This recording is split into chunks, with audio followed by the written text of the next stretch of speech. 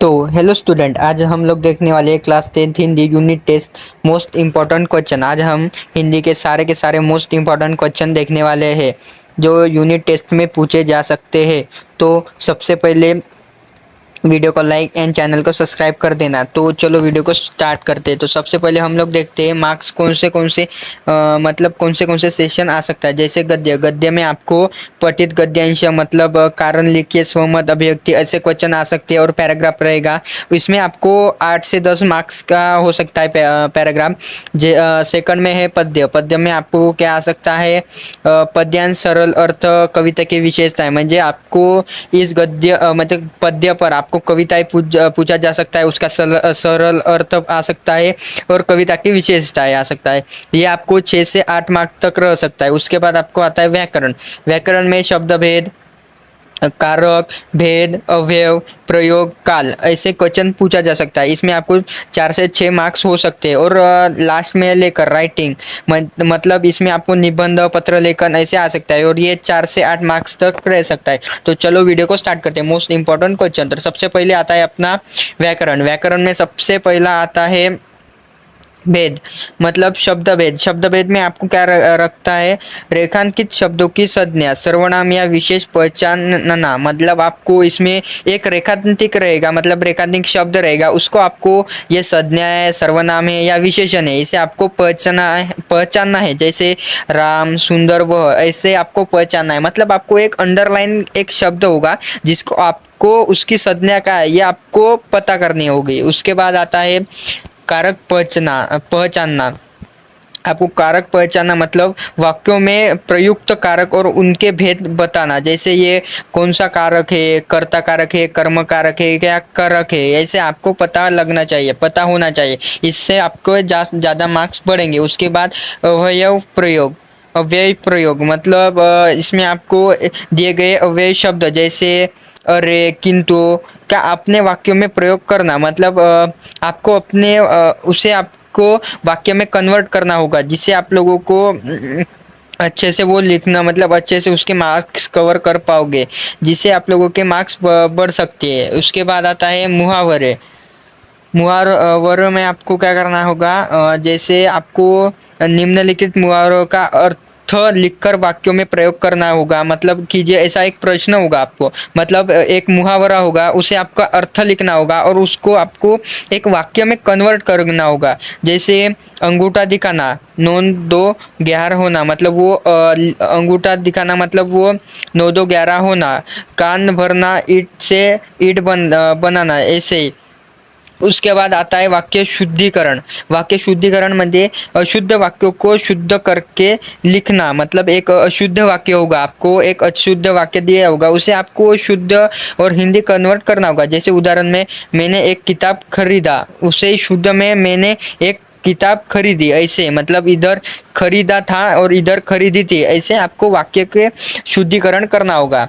उसके बाद काल परिवर्तन, उसमें आपको क्या करना होगा, दिए गए वाक्यों को निर्देशानुसार बदलिए। मतलब जो काल चल रहा है उसे आपको मतलब बदलना होगा। जैसे सामान्य काल, सामान्य भूतकाल, वर्तमान काल जैसे अपूर्ण वर्तमान काल या पूर्ण काल, भविष्य काल, भेद बदलना, ऐसे आपको करना होगा। इसके लिए आपको भूतकाल, वर्तमान काल और भविष्य काल इसका अभ्यास होना जरूरी है, इसलिए आपको ये करना होगा। उसके बाद गद्य विभाग, इसमें आपको गद्य विभाग में सबसे पहले आता है आपको कारण लिखिए। इसमें आपको कारण लिखने हो गया, जिसमें रेखांकित शब्दों की मतलब उसमें आपको क्या गद्य पाठ हो, जैसे गद्यांश आधारित कथा या स्मारक से मुख्य घटनाओं के कारण स्पष्ट करना। मतलब आपको एक कारण दिया होगा, मतलब गद्य विभाग में एक पैराग्राफ होगा, उसमें कोई लाइन आपको दिया गए होगी और उसका कारण आपको लिखना होगा और वो आपको उस गद्य मतलब उस पैराग्राफ में दिया होगा, इससे आपको कारण लिखने होंगे, ये इंपॉर्टेंट है। उसके बाद स्वमत अभिव्यक्ति, इसमें आपको क्या होगा, पाठ के क्रिया विचार या लेखक के अनुभव पर अभिव्यक्त विचार 30 से 40 शब्दों में लिखना। मतलब आपको एक पैराग्राफ में एक ऐसा शब्द होगा जिस पर आपको एक नहीं क्या स्वमत लिखना होगा, उसमें आपको 40 से 50 शब्दों में उसे लिखना होगा, तभी आपको जैसे मार्क्स मिलेंगे। उसके बाद आकृति पूर्ण कीजिए। इसमें आपको एक गद्यांश में दी गई सूचना के आधार पर एक चौखट या प्रवाह चार्ट भरना होगा, जिससे आप लोगों के मार्क्स बढ़ सकते हैं। ऐसा एक इम्पोर्टेंट क्वेश्चन आ सकता है। तो आपको क्या करना है, जितने भी आपके यूनिट टेस्ट के पार्ट है उसमें आपको आकृति पूर्ण कीजिए वाले क्वेश्चन कर लेने हैं, जिससे आप लोगों को बहुत ज़्यादा हेल्प होगी। उसके बाद पात्रों का चरित्र चित्रण, मतलब उसमें आपको पात्रों का चरित्र चित्रण मतलब आपको क्या करना होगा, उसमें उसमें एक कहानी के मुख्य पात्र जैसे बड़ा भाई, साहब, हरित मतलब काका या बालोगज, इनके स्वभाव की दो विशेषताएं लिखिए। मतलब आपको उसकी आपको एक नाम दिया होगा उस पैराग्राफ में, उसकी आपको विशेषताएं वगैरह लिखनी होगी, जिससे आप लोगों के मार्क्स बढ़ सकते हैं। उसमें आपको विशेषताएं या जन्मदिन ऐसे कोई भी पूछ सकता है, जिससे आप लोगों के मार्क्स बढ़ सकते हैं। उसके बाद पद्य विभाग में आपको क्या हो सकता है, पद्य विभाग में सबसे पहले सरल अर्थ मतलब कविता के मतलब किन्हीं दो पंक्तियों का सरल अर्थ और उसे स्पष्ट करना होगा, जिसमें हिंदी भाव में आपको लिखना होगा, भावार्थ उसका लिखना होगा। जैसे आपको एक कविता दी गई होगी जिसमें आपको क्या दो पंक्तियां दी गई होगी, उसका आपको भाव लिखना होगा, मतलब हिंदी में उसका सरल अर्थ और भावार्थ लिखना होगा, जिससे आप लोगों के मार्क्स बढ़ सकते हैं। उसके बाद काव्य सौंदर्य मतलब पद या कविता का एक संदेश, भक्ति भाव या विशेषताओं का वर्णन करना, जिससे आप लोगों को वो काव्य सौंदर्य उसे लिखना होगा। और काव्य सौंदर्य कैसा होता है अपने टीचर से पूछ लेना, क्योंकि मैं इधर बता नहीं सकता, बहुत टाइम जाएगा।